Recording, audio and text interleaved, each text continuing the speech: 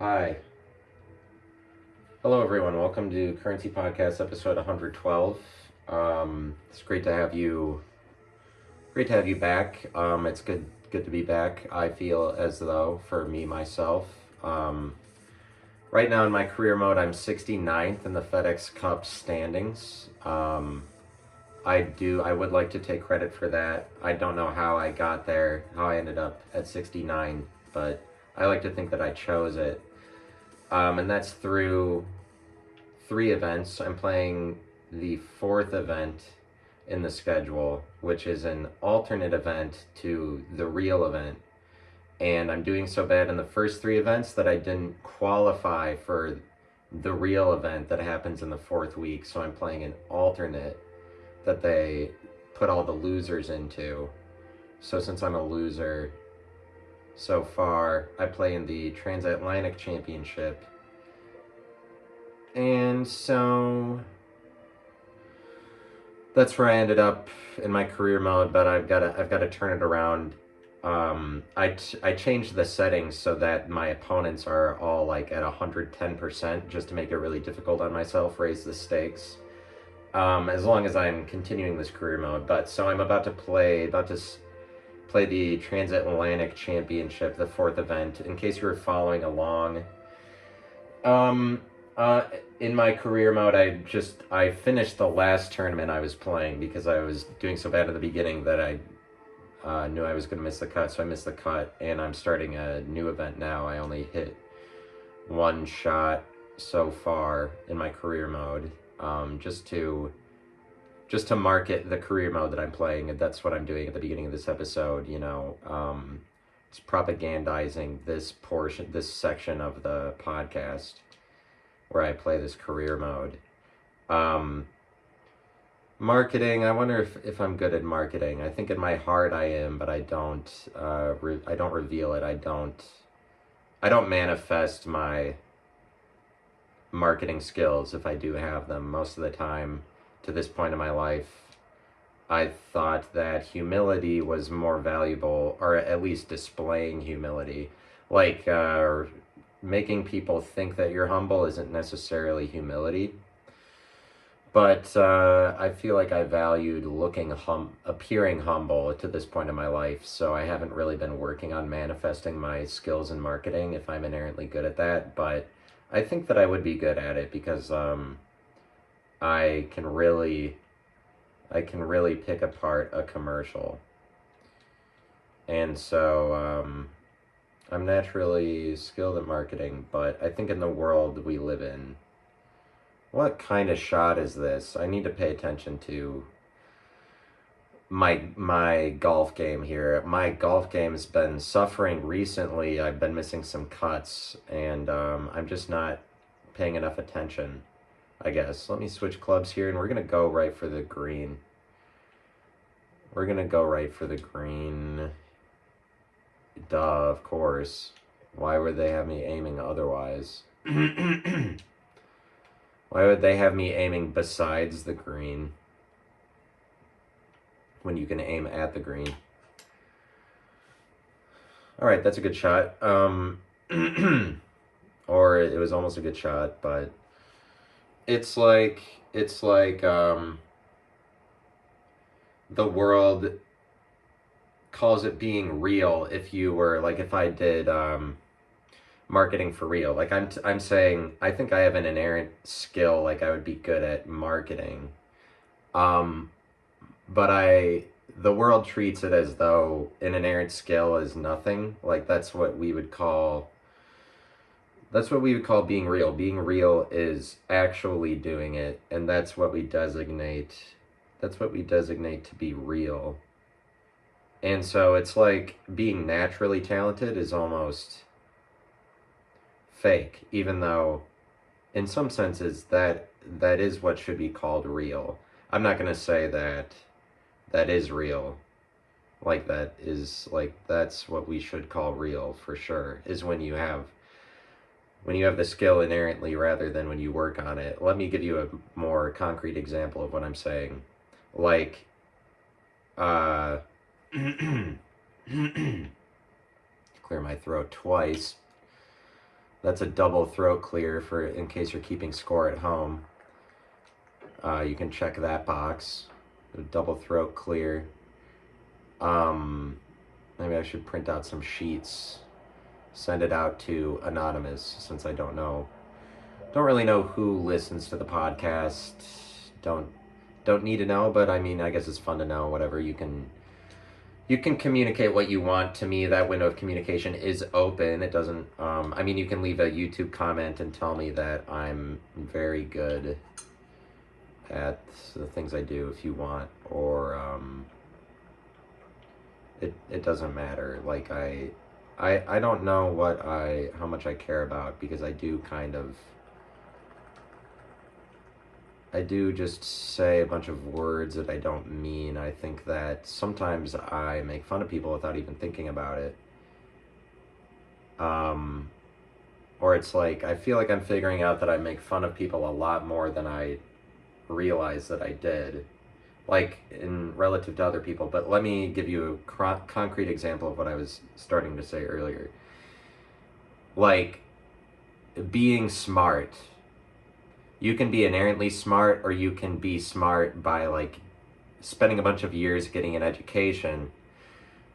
We would say that you are smart if you get, like, a PhD. Like, if you do it for real, I would say this is what makes you actually smart, even though it's like, in real life, it's more valuable to be inherently smart. I'm talking about, like, street smarts versus book smarts, really.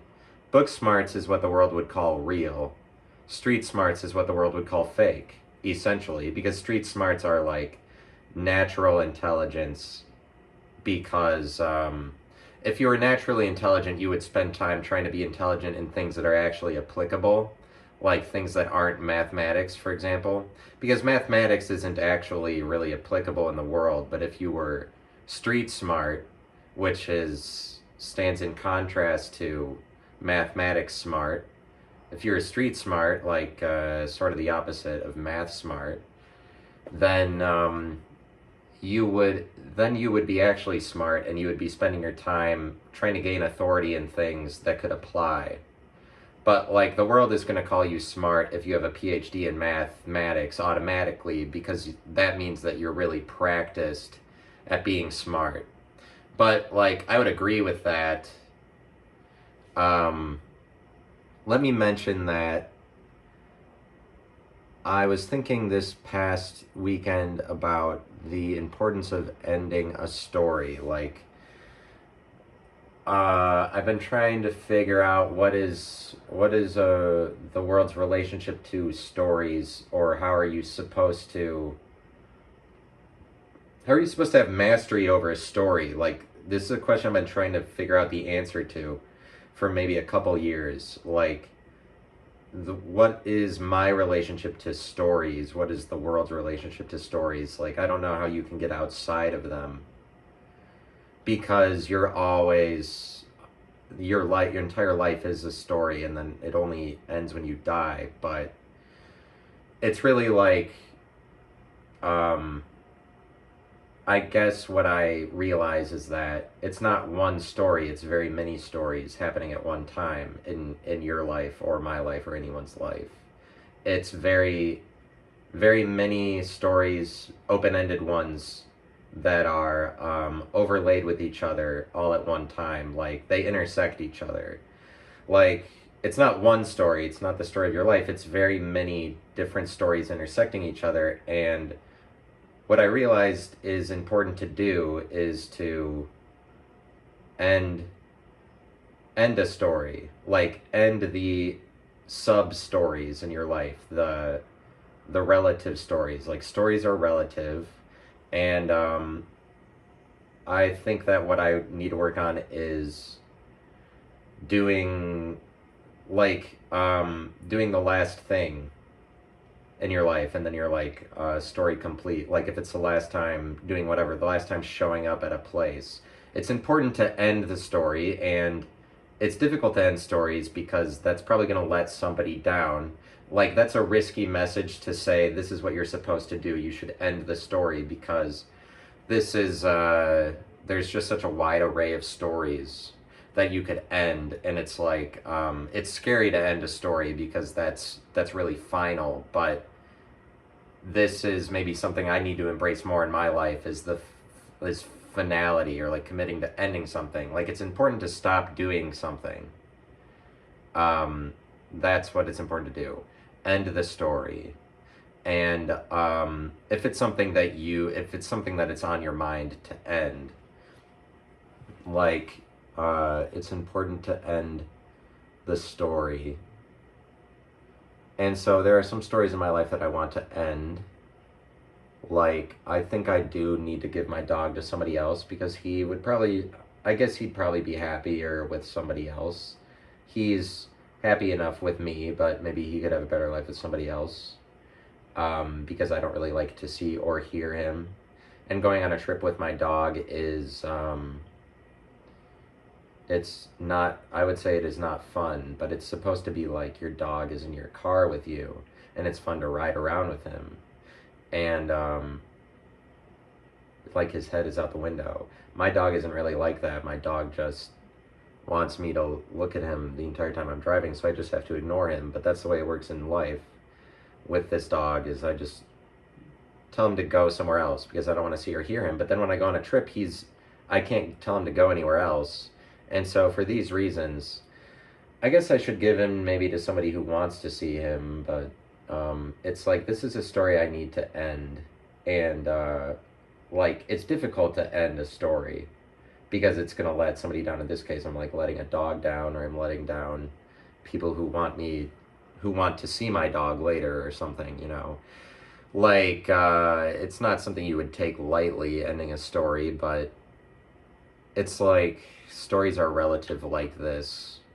And once you do the thing for the final time, like the day I give my dog away, then it's like story complete, and then I get to move on to something else. Like, that's an accomplishment once you end the story, like the very last time you do something. But it's like, end the stories that you want to end, because most of the time the stories that we all end are like sad and not even intended. Like, the very last time that you play with one of your friends from the neighborhood growing up or something, and you don't even know that was the last time. Like, a lot of the time the stories that end are just sad needlessly. So like, it would be a good thing to take advantage of ending the stories that you actually want to end, because most of them just end sadly, without you being able to accomplish anything through it or whatever. And I would say that I would like to end my podcast in this format. What I want to do is make it go live, like I do it at a bar, just to experiment with that, just to see how that works. It would probably not work out, but if I did it and realized that it was fun, that would be cool. I'm talking about, like, if a bar would have me at hours that they're not otherwise hiring any entertainment, I could do this live and do my Twitch stream, like, projected onto the wall, and just be talking for an hour, see how that works. And I will try to do that at some point. I don't know if with this podcast or with a different podcast, but this podcast in this format, I'm going to end it because I decided that that is what I want to do. Or I don't want to continue relaying information in this format forever or whatever, or it's just something I want to do. Like, I want to end the story, and that's the story that you should end, is the one that you already know that you want to, you know. And by that I mean I'm just going to end it in this format. But like, at the point that if I go live with this podcast, I'm not going to go back to doing it in here in my house. But if I went live, it would add more value to it. And I picture that people would just be milling around, like, not necessarily paying attention to me, like, whatever audience was there. Like, it's not like I'd be expecting that much. And it would probably just end in failure or whatever, but it's fine. it's fine. I have other ideas besides this, so looks like I'm covered. Looks like I'm good, but it's like I don't know. I don't know if that's interesting for me to talk about what I plan to do with the podcast. I guess it's like it's informative, and things are informative. Like it's informative. The religions are informative, and classism is informative, and religions coincide with classism. They do something funny with it, but I think that there's a lot of wisdom. There is a lot of wisdom to be worked out in the relationship between class and religion, because it's like, think about what a religion does to different classes. Like Christianity generally makes everybody the same class, and that is a profound development. It's an innovative technology historically. Like, Christians made it so that servanthood in Europe was pretty much abolished. Like, Christians evolved servanthood into feudalism. I mean, serfdom. I don't know if serfdom is the same thing as feudalism. Like, Christians evolved servanthood into serfdom in Europe, like in the, I don't know, like 12th or 13th centuries, somewhere around there, I think. Like, somewhere around the first millennium, Christians evolved servanthood into serfdom because Christianity got big enough, and Christianity said that members of Christianity, a Christian could not own another Christian as a servant, and like, servanthood was a mainstay in Europe when this was going on, and so Christianity like abolished servanthood for Christians, and Muslims did the same thing at the time. Muslims said you can't own another Muslim as a servant. So it's like Christianity recognizes the importance that they're like, everybody is the same in Christianity, and because of that, it evolved all of Europe to not do servanthood anymore, because Christians had so much power that they were making it so that a large section of the population couldn't own any slaves, and so it became serfdom. Like, it didn't change everything overnight, you know. It's just that you couldn't call that thing servanthood anymore, and we evolved to something I would argue is more intelligent. Like, it's less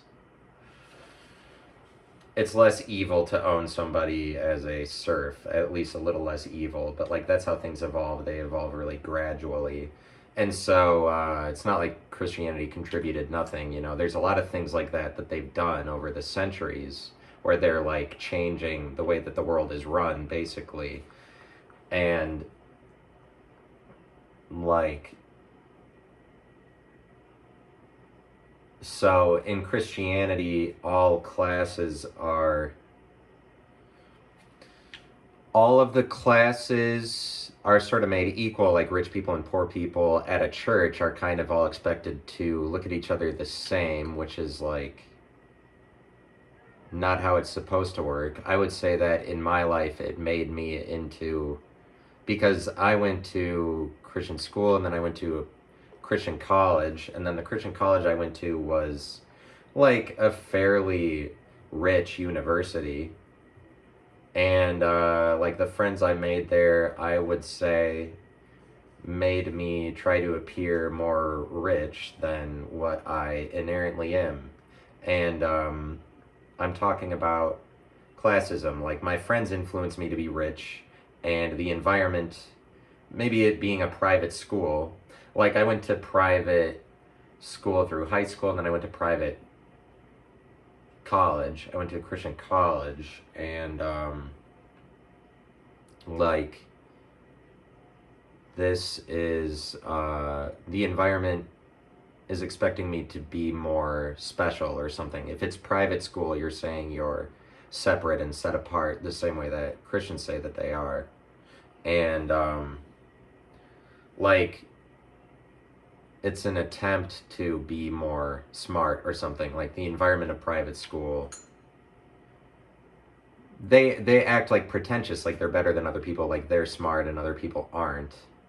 Um, but I don't know if it's that like rich people go to church or poor people go to church, because I feel like the knock is that it's mostly rich people, and like it's just that you can be from a middle class or lower to middle class family and go to church, and then you're kind of the same as rich people, and that's one of the benefits of it. And so like I'm just talking about how I just don't want to say anything too raucous. I know, like, on the surface, it doesn't sound like I'm getting into anything crazy, but in my mind, this is like one of the craziest things. So I'm like, I don't want to say anything. Uh, I don't want to be too shocking or whatever. Like classism,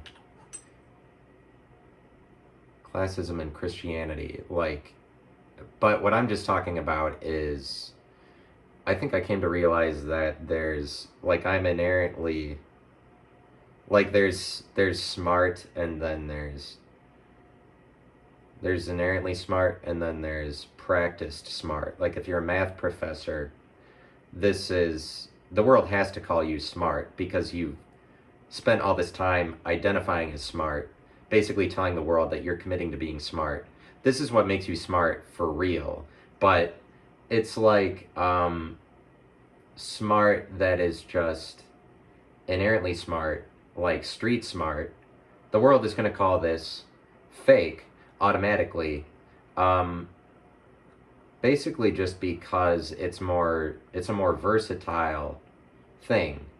But what I'm saying is that street smarts, we could all agree, is almost like real intelligence, like because it's what you could apply, it's more valuable.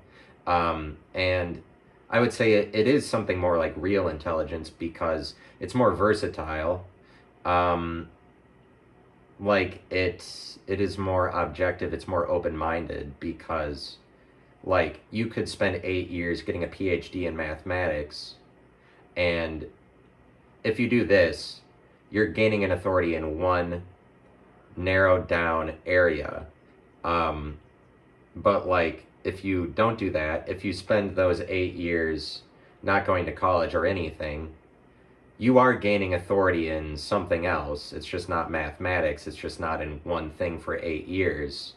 And what ends up happening is that you gain authority in lots of different things for like temporary amounts of time, for like a few days at a time. And so you spend your 8 years gaining a lot of different authorities or gaining a more versatile or complex set of authorities that for some reason that the world is not going to recognize as real because it wasn't 8 years of the same thing. Or at least they're not going to call it real. But it's like in real life, it's actually more intelligent to like spend 8 years doing lots of different things, like literally in accordance with the definition of intelligence, because like intelligence is going to approach more topics. It's going to be open-minded to a greater variety of things. Intelligence is, but it's like the world says that you're really intelligent if you spend all your time doing one thing, especially when it's math, and math isn't really applicable outside of the world of academia, really. And like I have a degree in math, and it doesn't make you smarter, but it just makes you smarter like for real. Like it makes you smart for because you do it. It makes you smart for doing it, but it's like smart is something that I would say it is not worth it to do. Like not everything is like that. Like being a performer or something is something that you do, that you need to do. Like, it's the same as being funny. Like, you could say that funny is inerrant, or it's something that's practiced. But if you practice funny, that's what we call being funny. So it's like I could just be funny around my friends or whatever, but if I don't spend a lot of time doing it in front of people where people see it publicly, like if I don't do stand-up comedy, then generally the world is expected to say you are not funny, if for real. Like if you don't prove it in any way, and like stand-up comedy is the only place where you prove it for real. Like there's not, you can't get a degree in stand-up comedy. And so like I would say that before I started doing stand-up, I would have said that funny is just something that you are inherently. Like it doesn't matter if you do it a lot or not. That doesn't decide if you're funny. But I would say that ultimately my mind changed on this topic, and because the only way that we would probably say you're funny for real is if you went on stage a lot. Like, funny is something that is practiced, as it turns out, I would say. Um, and so I would say, like, it's the same with smart. Like, I people who are actually smart are professors, because they've spent so many years identifying to that, like telling the world that that's what they are. So you would have to say that's what makes you smart. It's just that smart is more of a thing that uh, I would argue you don't want to practice doing, because I don't know, it's kind of stupid. Like I would say it's maybe a mark of stupidity to try to be smart, because it's exhausting. Um, like it's not worth it for you to try to be smart. And I don't know, like I guess there are people that are inherently. It helps to be actually smart and then practice being smart. Like, but there's plenty of professors that are not inherently smart, but they're just like practiced smart, that they did it a bunch of times. And like in information is something that I've been thinking about. And like religions are extremely informative, and class is extremely informative in comparison to other things. Like religions are really informative because it's just endless. I would say it is a lot of like the way that religions are related to the rest of the world will tell you a lot about the rest of the world. Like it's an originator of information. It's an originator in the world. Like churches are maybe some of the, like religions are the originators of thought in the world, maybe. I don't know. Like they're just really informative, because of what they're able to do. They're versatile. Like they can stand over class, they can stand over race, they can stand over gender. Like a religion has the power to make all races the same, and if it's not a religion, you don't have the ability to do that. But it's like it's communism. Like Christianity is like communism realized in real life, because communism describes a utopia where everybody is made the same, and where everybody is, I forget the main tenets of it, but it's like, let me look up the definition for communism, actually. Let me look up the definition, because it's a little slice of communism. It's Christianity, where everybody's made the same. Like you wouldn't be able to do that nationally, but you can do it with a religion. Communism, a political theory derived from Karl Marx, advocating class war and leading to a society in which all property is publicly owned and each person works and is paid according to their abilities and needs. Yeah, like churches are more communal. That's what I'm saying. They're more communal. They would prefer that shit in the church is owned by everybody. That's why they evolved Europe out of servanthood, um, because they're like there can't be like everybody is everybody's property rather than that somebody is owning somebody as their own property. Like churches work in this direction towards being more communal and saying that what somebody owns is owned by everybody, but it's like this is in contrast to the surrounding world, uh, the world outside of churches, because the world outside of churches, there it's a terrifying idea that property would be publicly owned by everybody. Like the world outside of churches is always trying to avoid this, and so obviously it doesn't work exactly like this in churches. Like you go to church and your property is owned, but this is the way that they pool their money. This is how they make money, but this is actually a pretty good system. Like in some senses, communism is right. If you look at Christianity, and if you agree at all that Christianity is sort of communist, and they follow like a dictator, Jesus, but everybody's the same in the eyes of Jesus, but like yeah, you wouldn't say that like Christianity, for example, one Christian owns another Christian's property or like has a right to it, but this is what they do with their money, is that they put all of their money in one pool, and then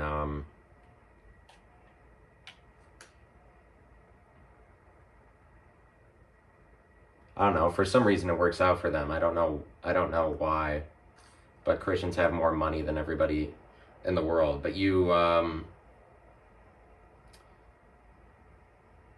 but I guess that's the question, is that like I don't know what it is that makes it so that major religions, like you're gonna have more money if you're in a religion, is what I'm trying to argue right now. And that's true because you have more benefits and more privileges from friends, because you make more friends that are able to help you out. Like if you're not part of a community, if you're disassociated from everybody, then you're on your own. And generally the world over, it's proven that people who aren't in a big religion are going to make less money.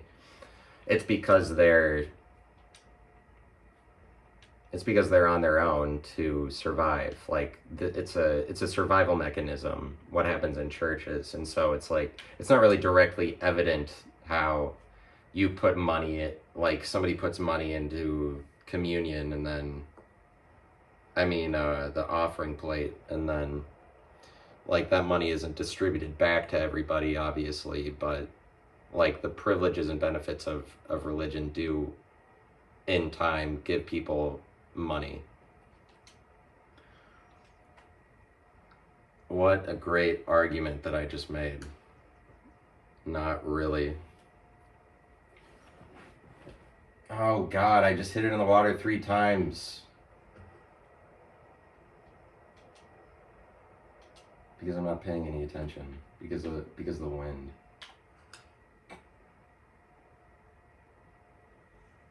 Wow, that one's probably going in the water too. God.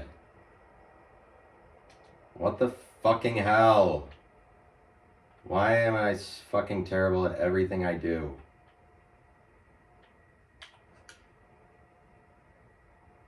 Oh, great. It's the most impossible hole in the world. Well, I hit the ball in the water 4 times, so...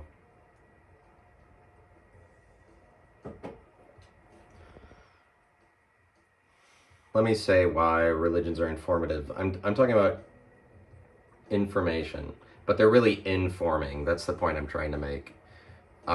Because they form you inwardly. They get everybody to be in the same form. They're very informing as opposed to exforming. And so exformation is not really popular term. Like I looked it up and I didn't find that there's a definition for it in a dictionary. There's people have used the word before, but basically exformation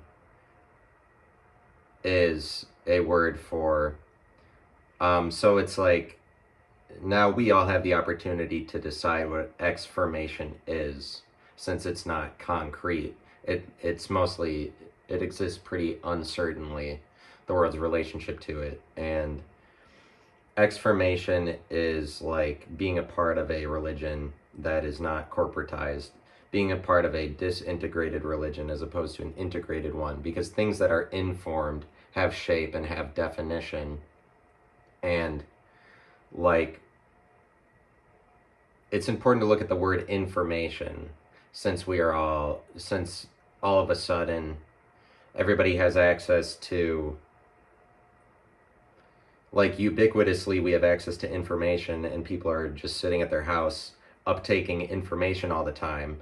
And we didn't have, this wasn't a possibility like 30 years ago, but like it's just like what's happening when you're being informed is that you're being informed with all kinds of information. And so the world is asking the question, what does this lead to? Like, what's the problem?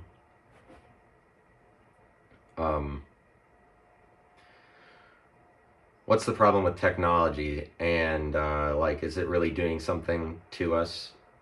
And I think that if you want to answer that question, look at the word information. Information is informing people, and this isn't a problem necessarily. Just, it is a problem though, because because of how unprecedented the level of access to information is that we have gotten in the last 20 years is so much unlike anything that happened for human development in like the first, whatever, like 40 centuries prior to this one. We didn't have this information. Now everybody's uptaking information, and everybody's being informed at such an accelerated rate, or an unprecedented rate. And this isn't a problem, I would say, so long as you spend time exforming. Now, exforming is not a word that we have. It's not a tool that we're able to utilize because it's not a widespread word. People don't know it. People don't use it. People aren't thinking like directly about information enough that they might try to point to exformation as a cure for information. And so let's see what my time is. Exformation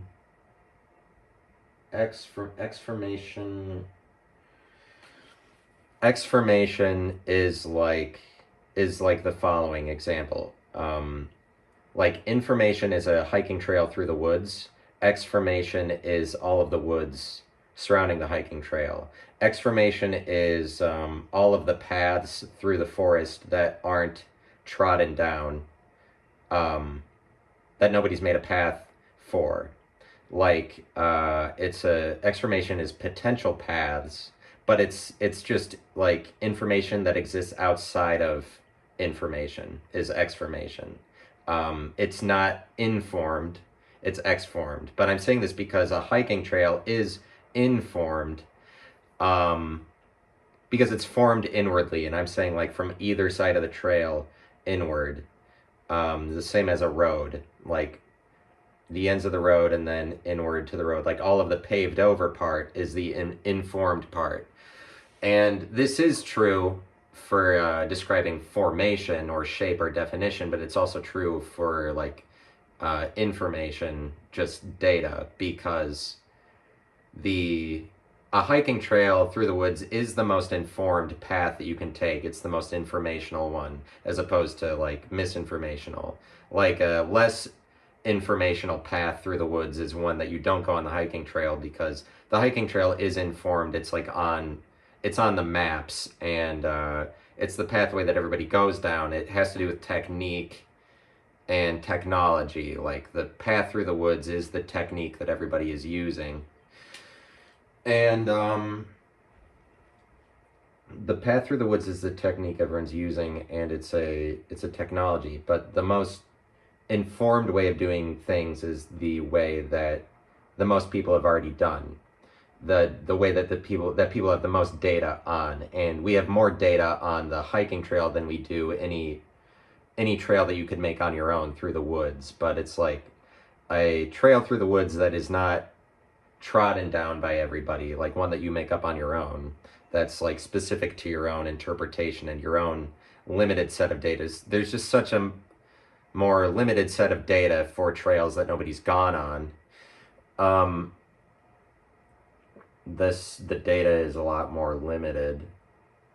Like for the hiking trail, for a trail through the woods that is not trodden down, this is exformation, because the trail is just given over to the woods. The woods are exforming it. Like, as far as formation is concerned, it is formed. It's just formed. It's just formed outwardly to. It's just formed by, like, leaves and trees, whatever's in the woods, like the way that the woods already stand naturally. This exforms the path. But I'm just trying to describe the word exformation by saying that. I'm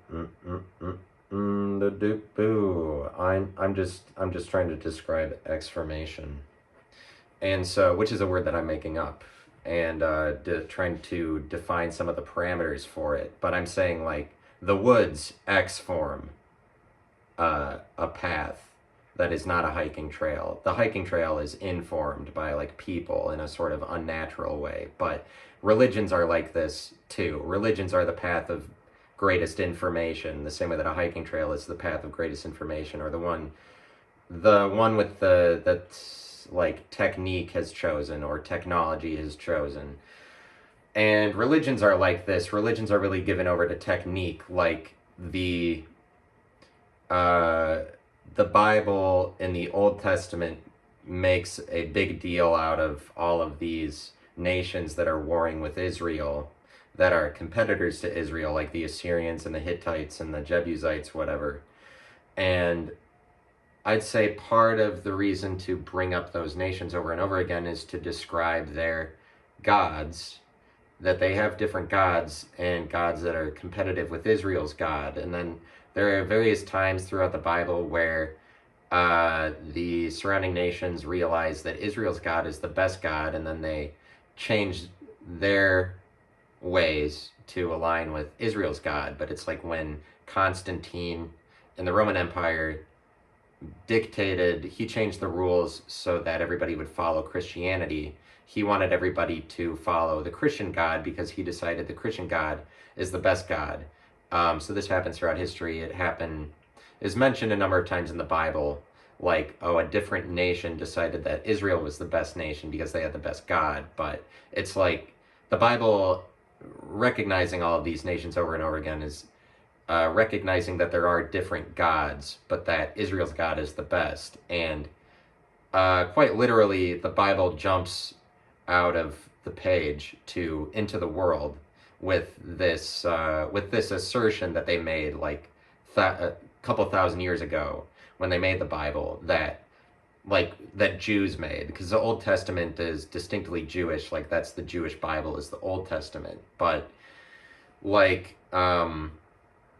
the Jews made the assertion that their God was the best God just in writing the stories of their origins into the Bible and through documenting it into what became the Bible. And quite literally, the things that they wrote about 2,000 years ago in the Bible, that their God was the best God, this became true because their God is still manifesting their story today by sharing it with everybody across the world in the Bible, versus, like, the God of the Hittites is not as good a God as Israel's God, as has been proven. But these were real nations that lived.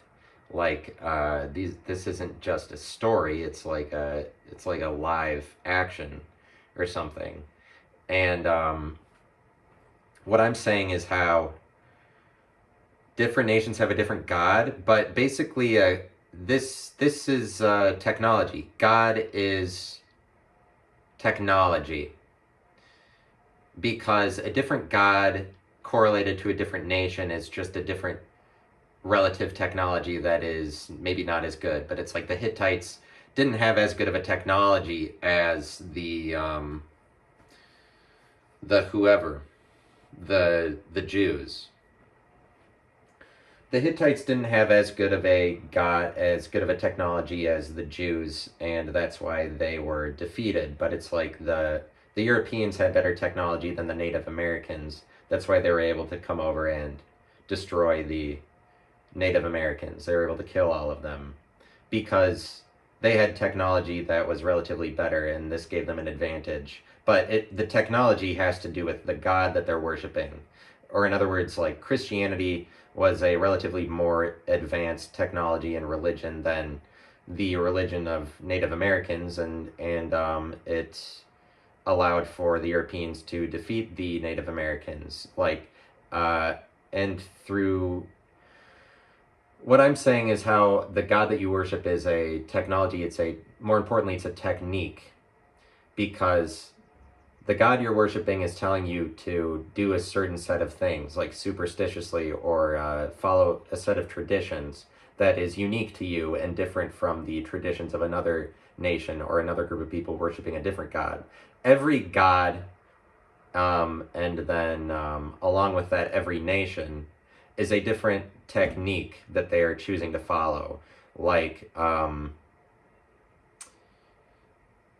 Depending on the God you worship, that's going to determine your technique, the set of laws that you're supposed to follow, your conduct.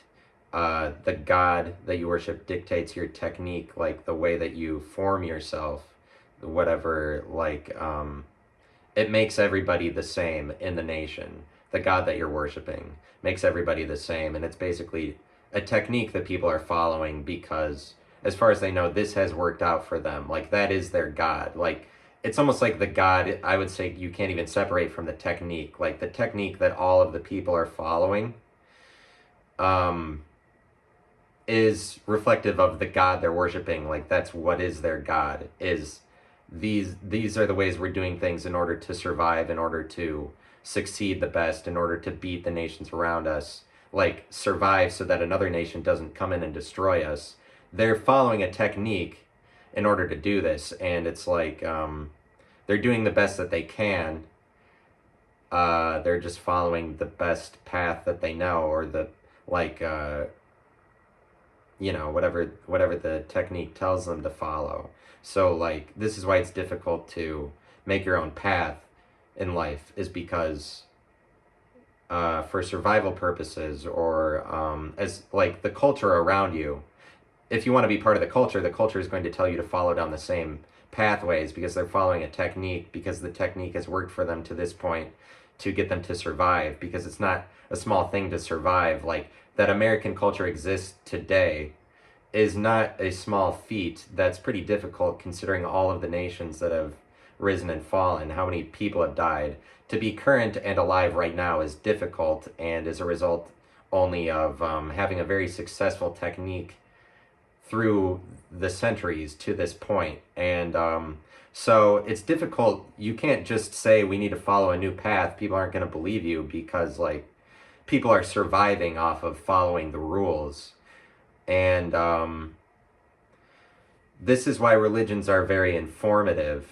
They as opposed to exformative, or as opposed to somebody creating their own information, making their own path. Religions are decidedly informative. They tell you to form yourself the same as everybody else, but they level everybody out. They make it so that we don't have one. It's not supposed to be one Christian condescending to another Christian. All the Christians are the same.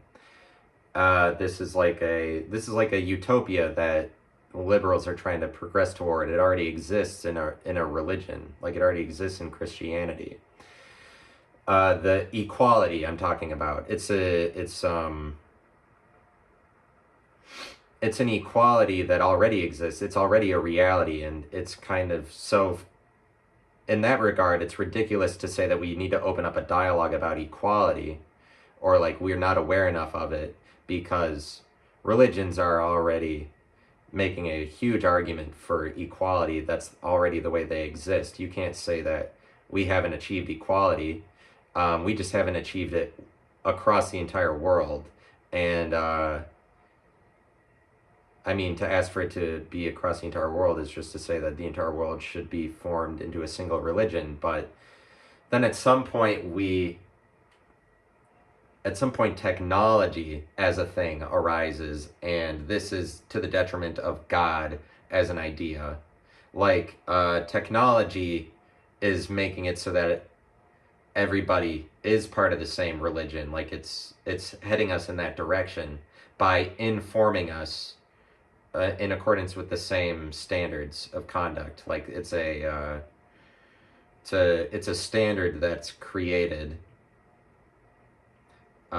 Like, phones are this god that's competitive with religions, really, because it's this new technique, and it's causing everybody to form themselves in the same fashion where they're all looking at their phone, like putting a phone in everybody's hand. This is a way of forming everybody to be in the likeness of some god. Like, I mean, just to form everybody to be the same way. Like, this is the direction that information is taking us. But I'm saying, like, we say the word technology a lot at this point, and the way that it's affecting the entire world. It's because only at this point in human history are we, like, now there's a technique that is ubiquitous, or it's like taking over the entire world, causing everybody to be on the same page in terms of being formed in a certain way. Like, this is a new technique that's happening. Is information technology, but it's like, religions are really, they're informative like this.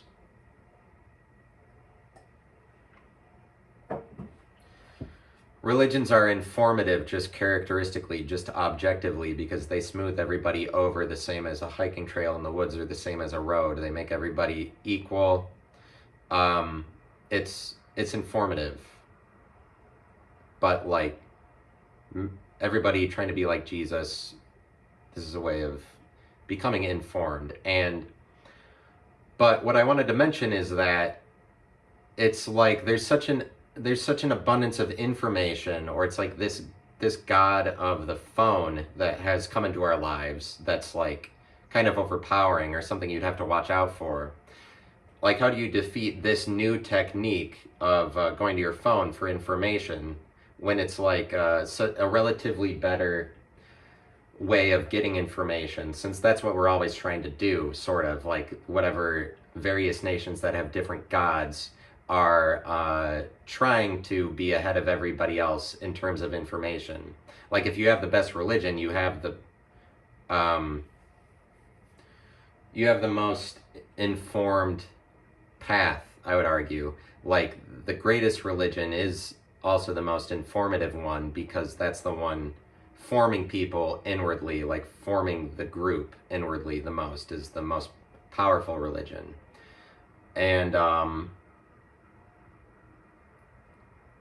the question is this a problem, or how do you take care of it, especially when this new technique has come into our lives that's like, this is the greatest path, this is the path of greatest information, is like going on your phone. And I'm saying ultimately this is a religion, the same way religions gear people, like, one of the effects of a religion, or one of its goals, is to give people more information, really, to inform them the same as everybody else, and like be better than other religions, so that you'll survive longer. Like, Christianity is a technology, a religion that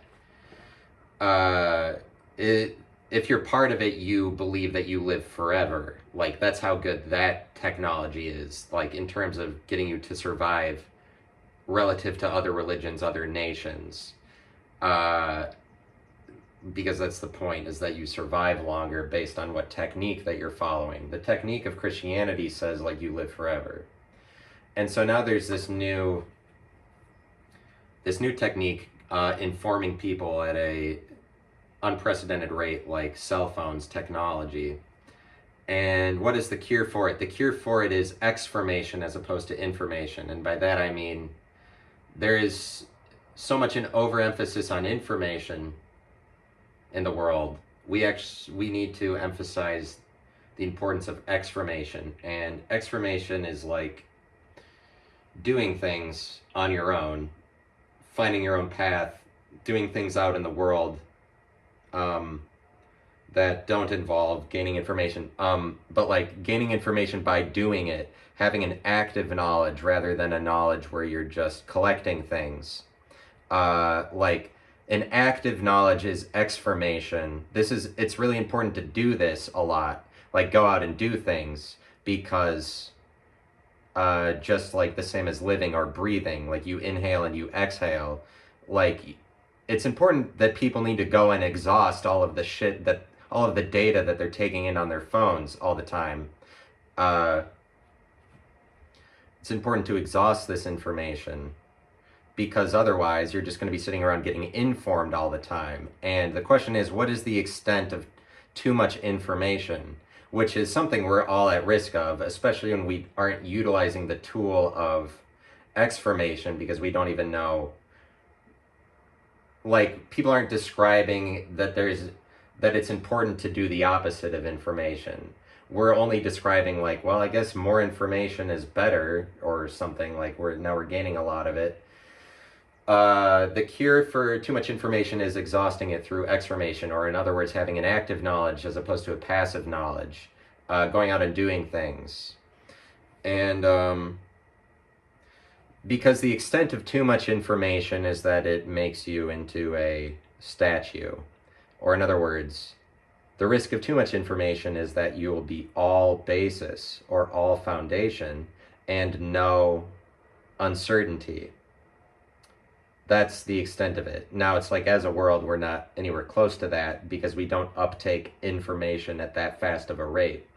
But like, as we continue to increase our ability to uptake information into the future, what we risk is all of us becoming statues, or in other words, being limited in our movements. It's like the same as staying in your house as opposed to moving around and going out a lot. But like, I'm talking about creating your own path, leaving things more open to interpretation, like that there is a different path besides the techniques and paths that we all know we're supposed to go down. Like, having an active knowledge will cause you to live in a world of more relative truth, or like figure things out on your own that you wouldn't be able to know unless you did them. Like, living in the active world is more messy, it's less foundational, it's more uncertain. I'm talking about the importance of uncertainty. Like, it's important to contrast receiving a lot of information. Contrast this with doing things that are uncertain, so that you can realize that things are just as uncertain as they are certain. But it's just that, like, if you're all basis, then you won't have any open area. Like, nothing will be open to interpretation, and then you become something more. You become informed so much that you're all solid, like a statue. That's the risk of too much information, is being informed so much you're solid all the way through, or like completely identified, completely informed. Like the same as if it was a perfect hiking trail with like perfect borders, that it's like, this is very obviously contrasted from the uninformed surrounding forest, like the whatever forest, like primitive, uncivilized forest around. Like, I'm talking about being perfectly identified, the same way that a statue is. Statue really identifies. But it's kind of like the people that we make statues out of, like Babe Ruth or something. I would say, are the people in life that had the most active knowledge. It's almost like, it's like we have to answer to their active knowledge in life by representing them forever as a statue. But it's like the people that we make statues out of. This is also something in line with like the path of greatest information. Like those people are gods, and we seek to be like them. Like that's what we do with a statue. Is that like we treat the person that it's representing like they're a god. Like that. Those are the people that are more gods to us, or the people we make statues out of. It's because they had. It's because they knew more than the rest of us to be able to accomplish what they did on Earth. Like it's because their technique was so much better that we want to follow them. But it's like you have to answer to an outstanding or exceptional example of a person. You have to answer to that by describing them to be a path of greatest information, or like they were really informed. They were like God, to be able to accomplish so much more relative to other people, do so much more in life. Like you have to treat them like they're a god, like the same way that God is a whatever the god of a nation or a religion is like is the thing that's informing everybody the most to and leading people in the path of techniques that they're supposed to follow is the god. Like the people that we follow are, like we would say, they are the most informed people. But like it's just that there's this backwards thing that I was describing at the beginning of this episode, where there's like real smart and then there's fake smart. The people that we make into statues after they're dead, it's like we would say they were the most informed, basically. Like that's what we're saying, is that they were so much ahead of us in terms of information or knowing things. And I would say that what's confusing is somebody like the people we make statues out of, Vince Lombardi. He lived the most active, like X-formed life. Like he was the person creating his own path the most. Like if you actually wanted to be a god on Earth, like have people respect you the most, for some reason it involves creating your own path, as opposed to following the path everybody else followed. But it's just weird that that is our answer for somebody who followed their own path so well, deviated from the techniques everybody else was following in order to accomplish so much more individually. Like our answer to that is to make them a statue once they're dead, to say like, oh, they were the most informed. But it's like they were actually the people creating their own path the most, I would say. So it's something like that. But it's like information is confusing like this, is the point I'm making. Information is it's like you would think that information would be with the richest people, or the people that are the most smart, like a math professor. Obviously this is what it is. That's what we would say, that they are real arbiters of information. But I would say that like the most informing thing is the contrast of religion and classism, or like people that are oppressed maybe by religion versus religion, or like rich people versus poor people. This is really informative. Like the way that somebody who we would consider to be poor or stupid generally,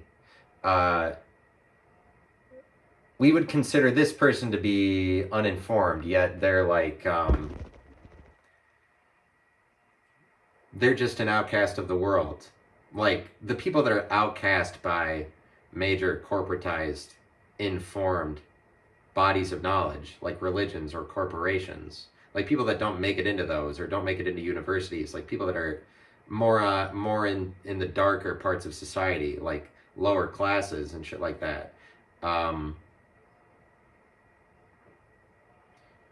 they also have information. I don't know. This last point I'm arguing is too difficult for me to be able to say that it's true.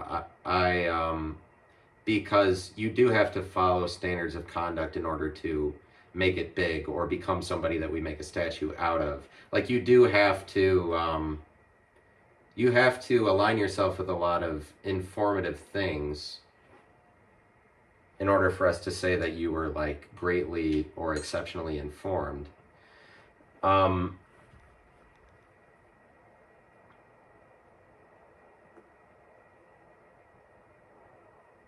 I mean, that's the way that the world recognizes it.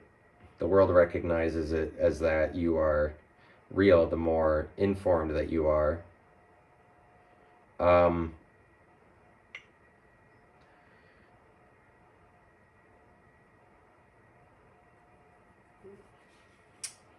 Trying to figure out what I'm trying to say exactly. Information. It's like you have people that are really smart and fake smart. Like, so I got a degree in math, and that didn't make me smart, really. Like, it didn't make me smart, actually. I guess the two things, as far as I could work it out, are unrelated: being smart and being informed, or like whatever. I'm just kind of saying that there's real and there's fake, and oftentimes what we're describing to be real is actually fake, but you can't go so far as to objectively say that, well, actually the things we're describing as real are fake.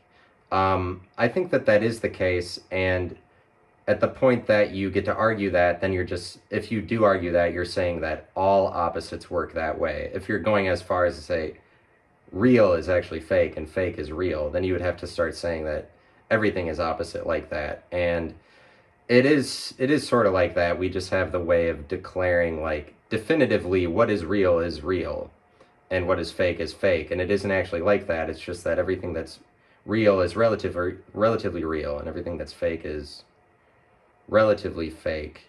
And it's actually fake to declare that it has to be a separation between the two. But whatever. I talked for an hour. Classism, religions are really informative, especially when they clash with classism. Like Titanic makes a ton of money because it's exploiting some of this wisdom that people aren't thinking about. Differences in classes, and you're going to receive a lot of blame if you can. You're going to receive a lot of money if you can exploit the difference in classes or say something profound about it. Like, religions do that sort of by making everybody from different classes the same within the religion, or informing everybody to be the same. I'm just saying there's a lot of information in religions. Religions fundamentally seek to inform people, and then resultingly they are informative as far as data that you want to find about the way that the world works. But all right, I turned in another 8 over through like 6 holes, whatever, but yeah. More episodes later. Goodbye.